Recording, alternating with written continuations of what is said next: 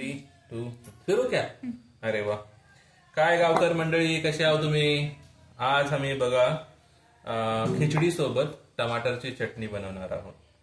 ठीक आहे, तर मराठी सोडा कशी आहे काय नाही आपण बघूया. सामग्री पहिलं तर हे जे आहे गावरान हिरव्या मिरच्या, असे छोटे बारीक लहान जे असतात ना खूप तिखट असतात.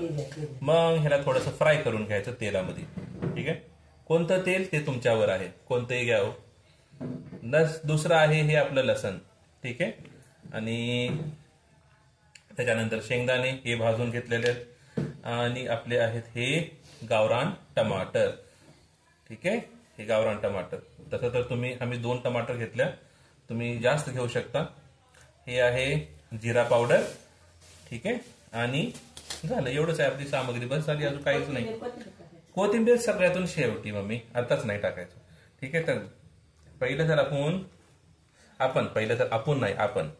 आपण जे आहेत ना हे मिरच्या जे आहेत हे आधी घ्यायचं. कशात? हे खलबत्ता, याला म्हणतात खलबत्ता. तसं तर तुम्ही मिक्सर मध्ये बी करू शकता जर तुम्ही आळसी आहात तर, पण आम्ही आळसी नाही, आम्हाला बरं वाटतंय बाबा ह्याच्यामध्ये खाल्याला टेस्टच वेगळा आहे. बघा हे नमक टाकलं, देश का नमक, टाटा नमक. ठीक आहे, तसं तर देश बुडाला आहे आता सध्या.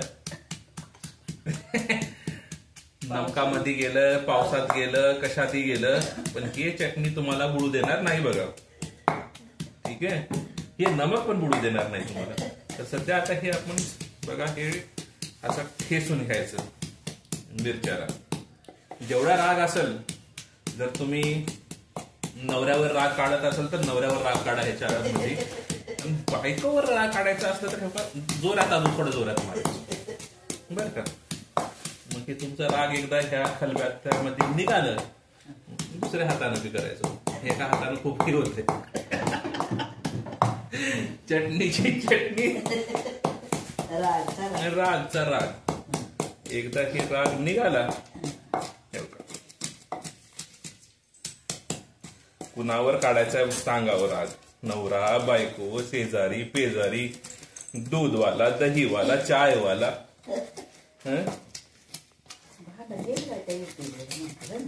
येईलच मम्मी, तसं येईल तर या. आता एकदा तुमचा राग निघाला आणि हे जसं झालं बघा, आता एकदम छानचं पेस्ट. ह्याच्यामध्ये झालं आपलं लसण. ठीक आहे, लसण जे आहे ना थोडस टेस्ट पण आणतो आणि जे आपली प्रतिरोधक शक्ती ते पण वाढते. कॅन्सर होत नाही, जेवण बरोबर पचन होतंय, आणि सगळ्यातून छान की जे चटणी आहे खूप चविष्ट होती. चविष्ट म्हणजे काय? स्वाद. हे कच्चा अद्रक आहे, आपण त्याला काही फ्राय केलं नाही, काही नाही. मग हे आता ह्याच्यानंतर टाकायचं लाल लाल गालासारखे लाल टमाटर. बघा, कुणाचे गाल असं काळे असतात मारल्यानंतर, कुणाचे असं लाल लाल असतात.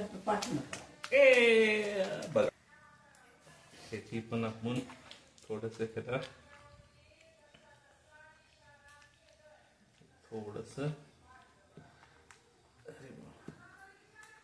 पाणी असलं काय असं ठेवलं की पाणी सुकून टाकलं. हे झालं. कधी भाजी म्हणजे तरी